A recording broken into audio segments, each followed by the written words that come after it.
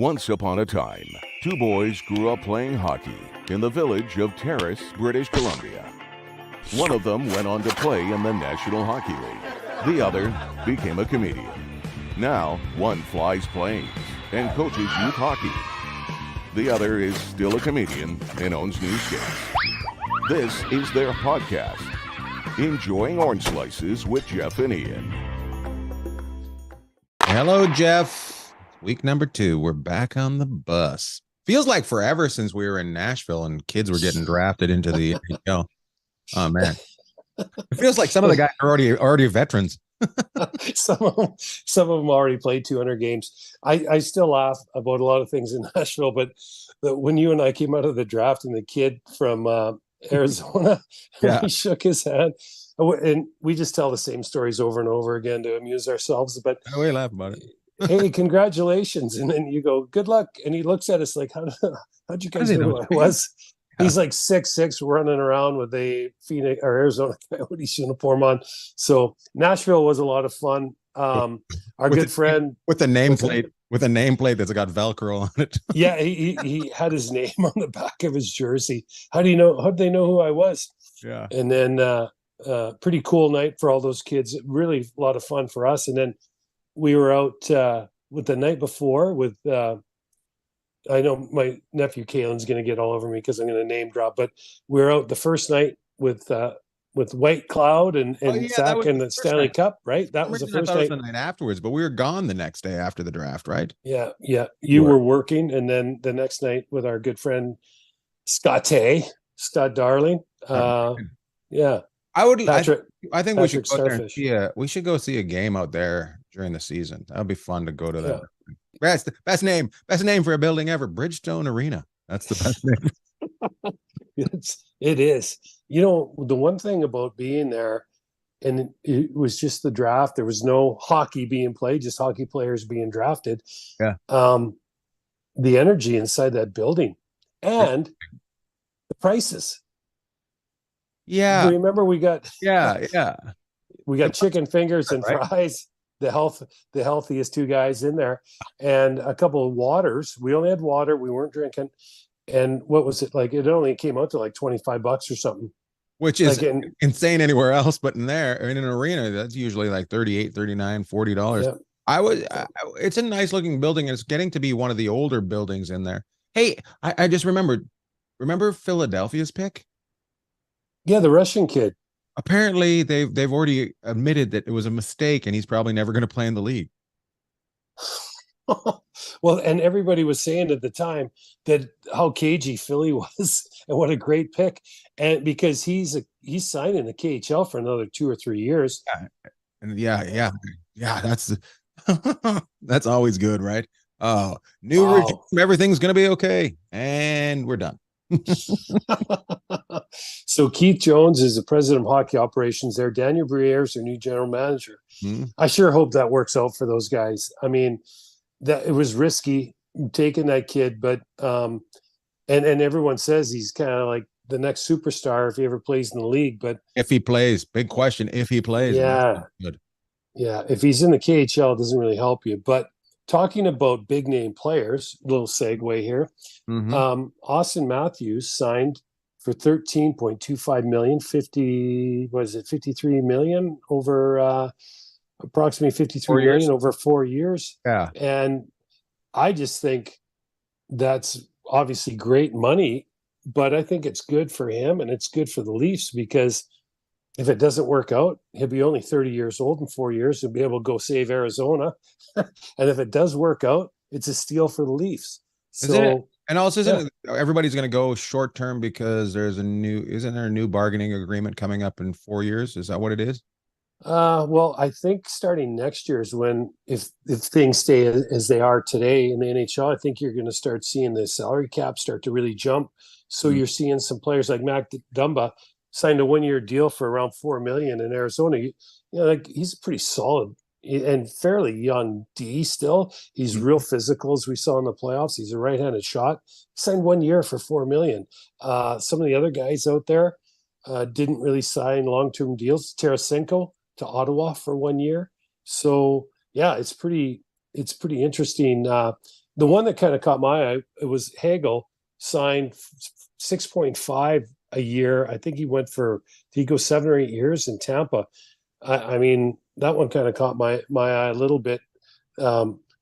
He's a heck of a player, but it's a bit of a leap of faith for a team that has salary cap issues all the time in Tampa. So, well, good, I don't know. good for him. The show we do is called Enjoying Orange Slices. We have no guest today. He is Jeff. I am Ian.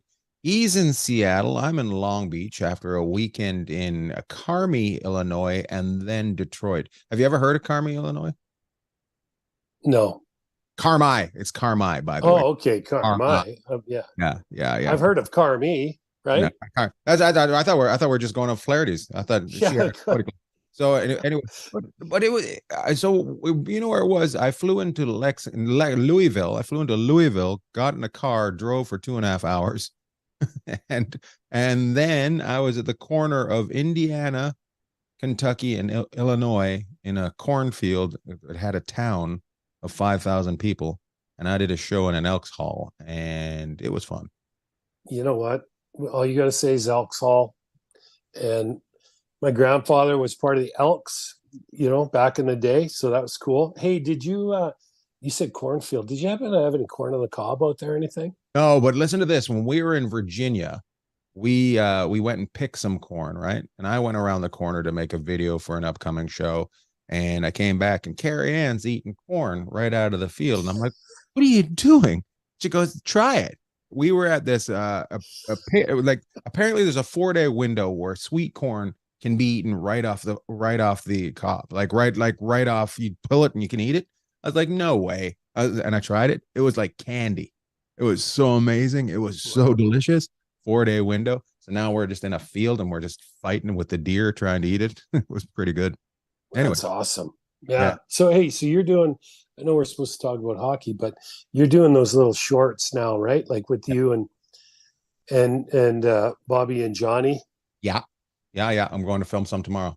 I laughed. I still laugh. So shameless plug for Ian, but you got to watch the one in Miami, because what do we always saw? I just loved that you got burnt 2 days out on a car, because we talk about it all the time. I'm like, hey, spend an extra buck. And so what do you spend in your 8-minute short film talking about? Is spending a few extra bucks. But the best part was after that is the guy almost getting his hand taken off. Hey, watch this. Bye. So, you got to watch that. It's on YouTube. It's on YouTube, Ian Bag. But I was laughing and I was just like, oh, Jeff would laugh at me about this. But there were no cars. So there was no cars in Miami we went to get one on Thursday. We ended up we went to get one on Friday and didn't get one until Saturday because it was Messi's first game in. Oh, right. Okay. Right. And then there was a huge music festival. So they had every car out, and it wasn't just the horrible place that we went to.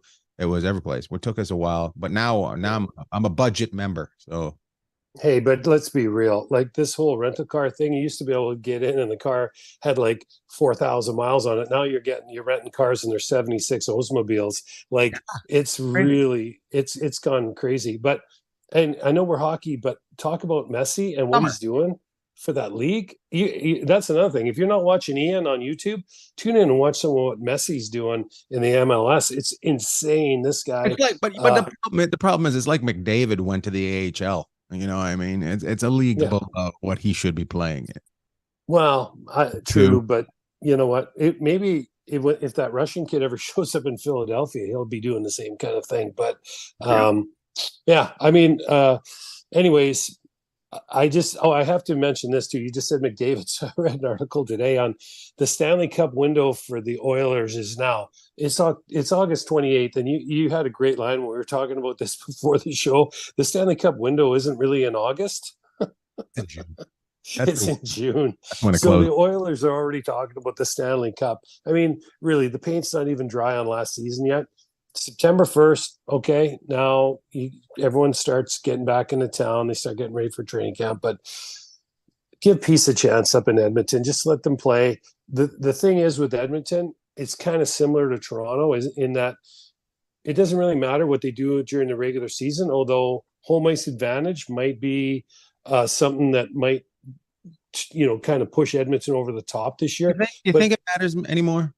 No, well, not really, but I think it mattered for Vegas, and I think it mattered for Colorado last year. But Really, huh? the big thing to me is there's some teams that it really doesn't matter until playoff time, and Edmonton is one of those teams. Toronto's one of those teams. You could probably throw Colorado and Tampa in there. Now you could probably throw Vegas, but you got to get there. The thing I want, my 2 cents on Edmonton is you're going to have some of the other guys carry the load throughout the season, and it might cost you a point or two here or there. But if they're carrying the load for you during the season, when you need them in the playoffs, the chances are they're going to be able to carry it for you then too. And that's my only thing. When they're writing about the Stanley Cup window in Edmonton in August, all I can think about is just get more people involved. That's how they're going to get it done, because they've proven with the superstars that the superstars can only get them so far to this point. Not saying McDavid can't find another gear or Draisaitl, because they both, I'm sure they can, but the other guys can definitely find another gear or two if they give them the opportunity. It might be a few bumps in the road first, but they'll get there. I think if you take some pressure off everybody running at the two guys all the time, you might be, and have some other things on there, you're going to open it up. You may take some ice time away, but you're opening up a lot more. But I'm just a donkey that didn't ever play. So I was in Detroit. We'll talk about this right there, but you'll like. I needed my intro for Doc Emmerich was hosting the event I was at this weekend, right? And that's awesome. And he's like, Ian Bag, I need an intro for you. He goes, when did you last play hockey? Blah blah blah. And I my intro was, he was a stay-at-home centerman for the Total Sport Bitches. Stay-at-home centerman, like literally, he stayed at home. took me down. So Doc Emmerich, is he to U.S. hockey what Darren Millard is to Canadian hockey, or just hockey in general? Doc is what Darren is to Darren's house. Doc Emmerich is one of my favorites. He was one of the originals that when they started broadcasting hockey down here, and a guy that could really tell a story with a game. And him and Eddie Olczyk were awesome. Eddie's up here in Seattle now. I don't think I'll see him this week, but and then Eddie, of course, does a national on TNT now too. But Doc Emmerich was awesome, and really, so who? What was the research and the homework he did on our little event? I can't imagine how much work he was doing on his games, because he had everything written down. He knew everything. It was amazing. I was blown away by it. Well, and Doc Emmerich was either, and I should know this, but he was in New Jersey or Philly, or he was in that corridor out there for a lot of his career. Now, just think about doing that if you're doing an NFL game once a week, or you're doing golf. Obviously golf's over 4 days, but hockey is 82 games, and Doc, you can just tell he's like the Vince Scully of hockey, really. Right. I mean, Vince Scully was one of the best. My favorite. He told a story. Doc, if you had talked to him, I imagine he maybe would say that he had a little bit of Vince Scully in his delivery too. Yeah, we talked a little bit about this, about how the new guys, they all come from the same school. Like they all go to a school, right? And they kind of sound alike. Whereas Doc didn't sound like anybody else. All the guy Foster Hewitt didn't sound like people. Danny Gallivan. Danny Gallivan. He did gingerly through center ice. I mean, who can say that? Danny Gallivan, one of the greatest, maybe the greatest. And we talked about this, and a friend of ours, Jim Ralph, said this, and he said there's nothing against these guys that are doing the new games. They're fantastic, but it's a different style. They all sound alike now, whereas before everybody was so distinct. You knew who you were listening to. Or now you just know you're getting the game. Well, but in fairness to newer guys, then in fair, and it's very competitive now too. But not only the game, but the broadcasting is very competitive. And once again, they're playing 82 games. Back in the day, they were playing 70. And So you do the percentage of adding 12 more games a year. I get it. I'm not trying to say. I think we're pretty lucky for the most part. Like, I'll give you an But we're not. example. But it's not saying anybody's bad. It's just saying there. It's kind of along the same line now, where everybody else was jagged. It was different. You knew when you were getting who you were getting when you were getting.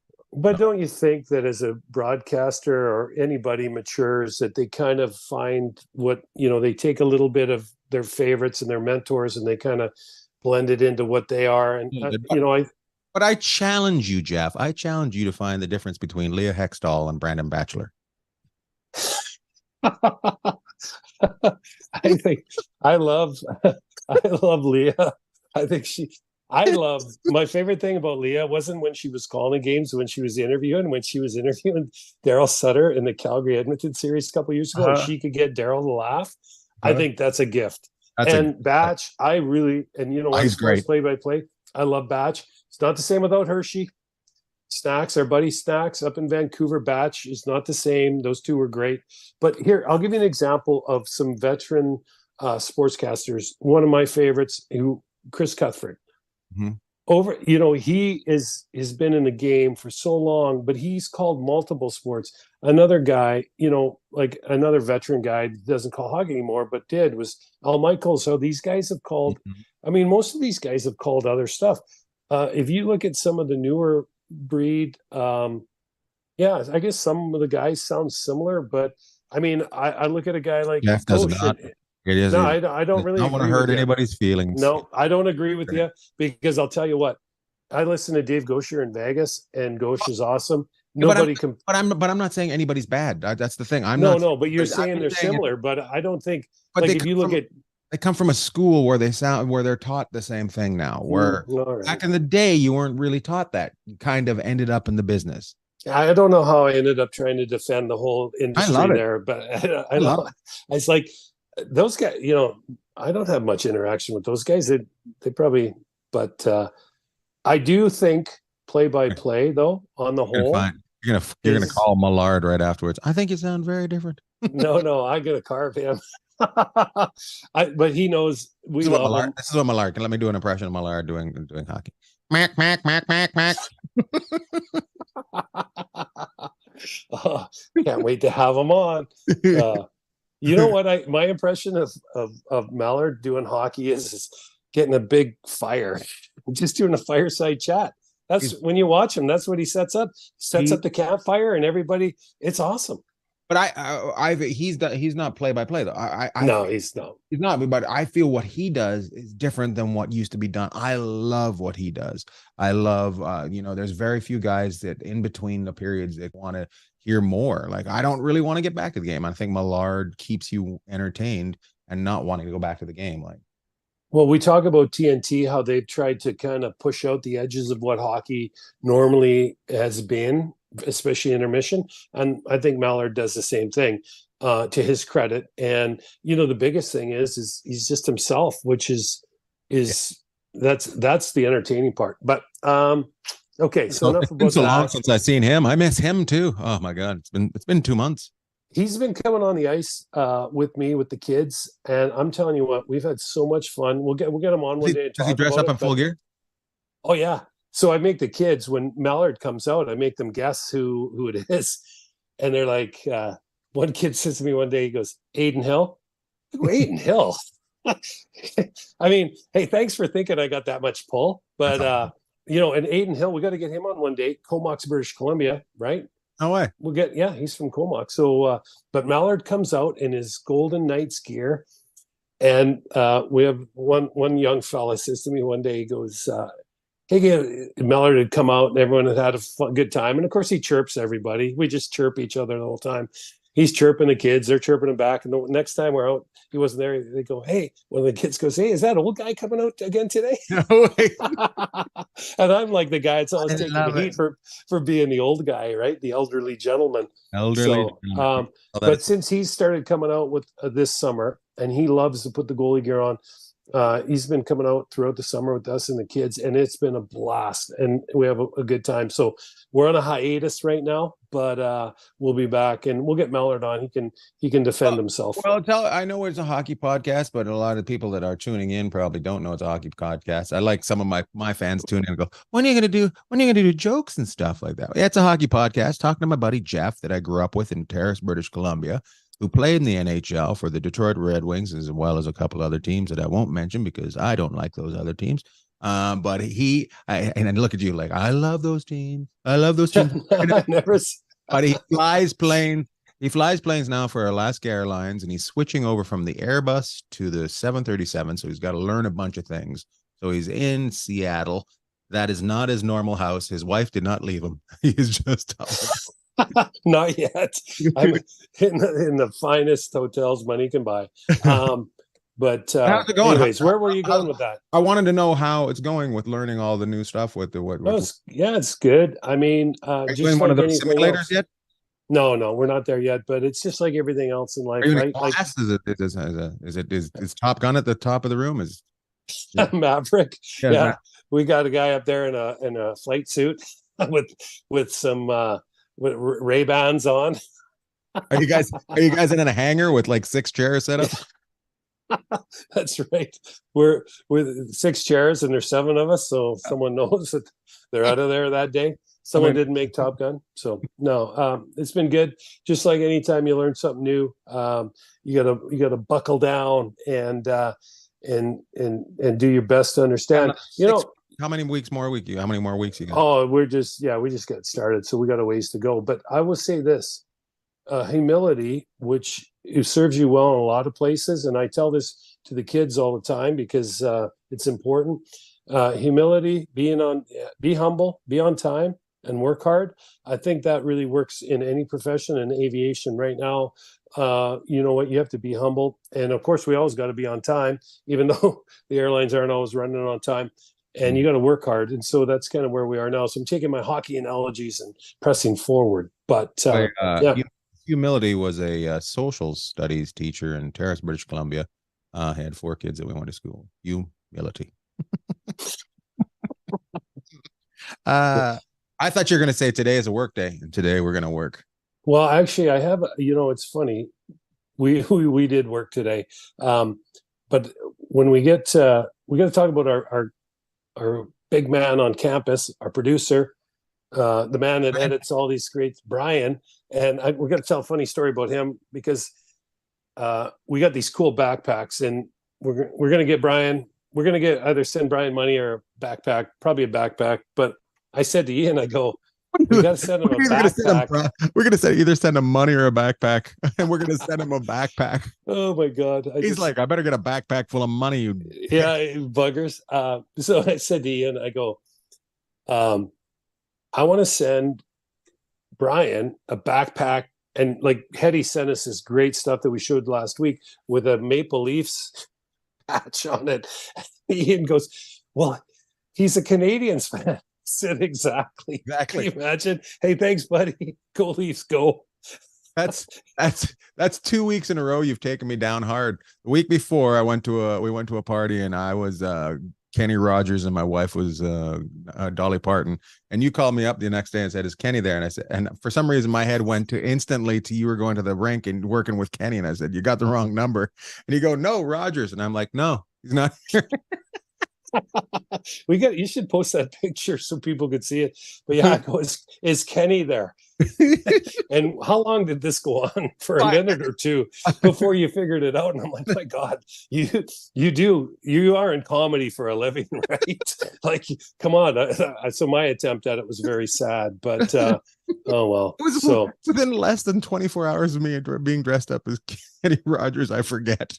Oh, it was classic too. It looked great. So you and Dolly, but anyway, so we don't want to keep people going here talking. Anything on the hockey world you want to discuss before shoutouts? I'll bring up. So I went to Kenny Daniels event this weekend for Jamie Daniels, and we roasted Holmstrom and we toasted Lindstrom, and they were both classic, total great Swedes. And just couldn't be nicer. and yeah, people were really fun. All the younger guys from the Wings were there. Didn't talk to them, but I had no idea they were going to be there. But all these guys are walking around in suits and no socks, and I'm like, Oh, yeah. like those got to be hockey players. There's no other way that anybody showed up. It was just very interesting. But man, 4 Stanley Cups, and what a career! Like, has anybody? Do you think he's the greatest wing? Wow. That is a great question. I mean, if you like Gordie Howe in the wheel, like Gordie's synonymous with the Wings. Stevie put the team. Yeah, you having a tear? You got tears of joy. Come, you have a little cry for me. I start getting emotional. Stevie put the organization back together. I mean, I think people would look at Stevie Yzerman as the greatest wing because that's when he came to town, everything changed. But I would never say an unsung hero because he's got arguably one of the greatest players ever, but he never really got a lot of cred for being as great as him. But Lidstrom, I mean, I think that's your top 3 wings. And it could be argued, obviously greatest defenseman. That's no problem. A lot of guys have gone through that system that have just been amazing. Yourself being one of them. Oh yeah, no, and there were a ton of them, and there still are. I mean, they Stevie will put it back together again, and they'll be good. But Lidstrom, that's a great question. There's no denying that his fingerprints were the biggest fingerprints on those 4 Stanley Cups. Like, I mean, he was playing 28, 30 minutes a night, and he was never like an elite skater, but he was an elite thinker, like way beyond. And he had a real heavy shot, always made the best first pass, and his stick was always in the right position. Wasn't the fastest, maybe wasn't the most physical, but man, was he ever the smartest. It's crazy the players that came through there. I said, can you imagine getting drafted, like being from Europe and getting drafted by Detroit? I said nothing against the team, but you come over here, you think you're in Bosnia in the late 80s. Crazy. Well, well, think about here's a couple other guys that you don't even think about. Okay, Fedorov, who was an all-star centerman and then ended up playing defense for him. Mm-hmm. For their Stanley Cup runs, or part of them. Brett Hall, but and then well, how about this though? Datsuk, another homegrown, Zetterberg. I mean, you had 2 toughest guys maybe ever play in the NHL, and Joey Kosher and Proby, Bob Probert. You go on and on. It's insane the players that come through there. But one thing Detroit's always done really well, and Stevie's carried it on, is they were not afraid to go after the players in Europe, Russians, and they loved the Swedes. And of course, why not? Look at what the Swedes have done for them. The Swedes have been amazing in Detroit.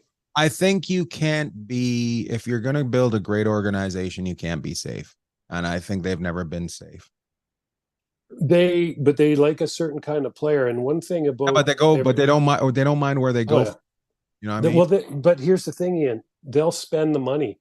There's teams in the NHL that were scouting with video. They would never send personnel to go watch players. They would scout, and the way they'd scout players is strictly video. Well, right. You want to know why some teams are unbelievable and some teams aren't?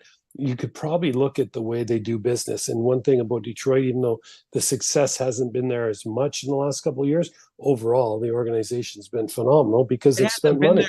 It hasn't been there, but nobody's at the top forever, but no. you can feel it being rebuilt. And some places you can't feel it being rebuilt. It's just there.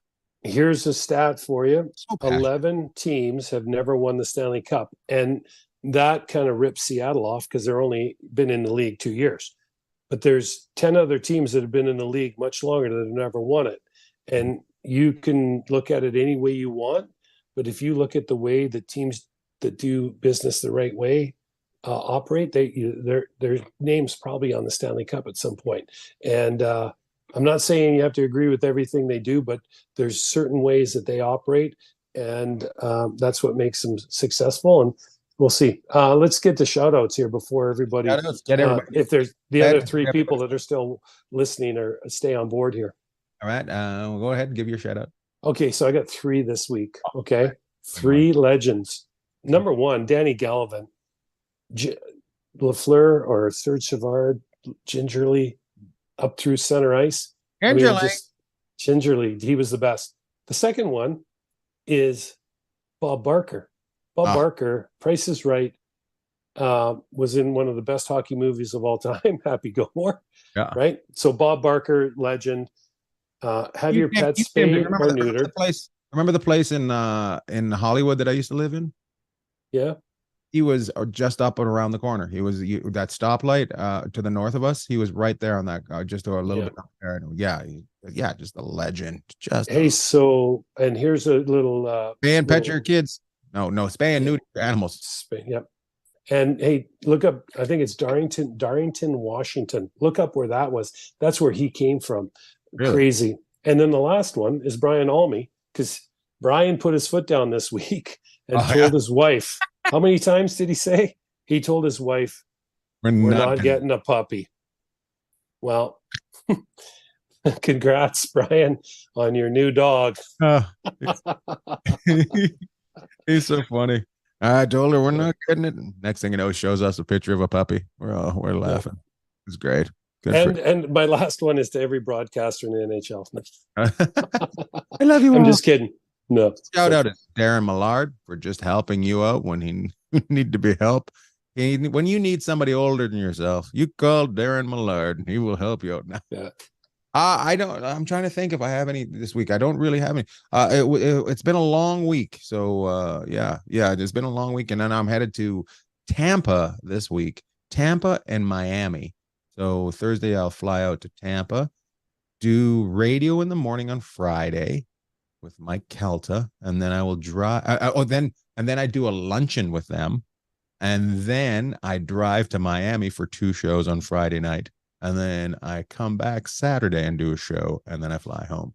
So, well, just remember that drive when you go to Miami is the drive Vin took when he panicked and drove away from all his options in Miami because they had thunderstorms in Dallas when he's coming back to Vegas. So they're like, hey, we're just going to delay the flight here for an hour because there's thunderstorms in Dallas. So they give us an hour. He got up and got off the flight and started driving up towards Tampa where his family was. And he calls me, he goes, hey, can you get me a buddy pass to get home? And I looked, and of course, every flight was full. And I said, why'd you leave the flight? He says, because there was thunderstorms in Dallas, which anybody that's from Texas knows there's the odd thunderstorm kicking through Dallas. It's called afternoon. So he drove away. Vin, one of the best pilots of all time, driving away from all his options. Well, so, I'll tell a story about Vin. We'll end this. Vin is our friend who we lost a couple years ago, but just a classic of a guy. Had the worst heart ever, like the biggest heart ever, but the worst heart, like actual heart. He had, I don't know how many operations he had to have on it, but he used to push them off, these operations. No, I'll get it done. One time he was driving down to LA and he stopped for a pee and he couldn't pee. And he immediately went to emergency because his penis wouldn't work. But if his heart would stop, and he'd just like wait for a couple more days. But I tell you what, the crank doesn't work. You got to get that fixed because there's no point. You can live without a heart, but you can't live without a crank. That's a line. Straight to St. Rose emergency. Yep. Oh. And he'd use a fake name because he had so many bills. Bob Smith. They'll never find me. D Frisco Vin. Change it around. Anyways, always good to talk to you, Jeff. Continue on. Greatest luck in school. Oldest 12th grader out there. Yep. Love tall.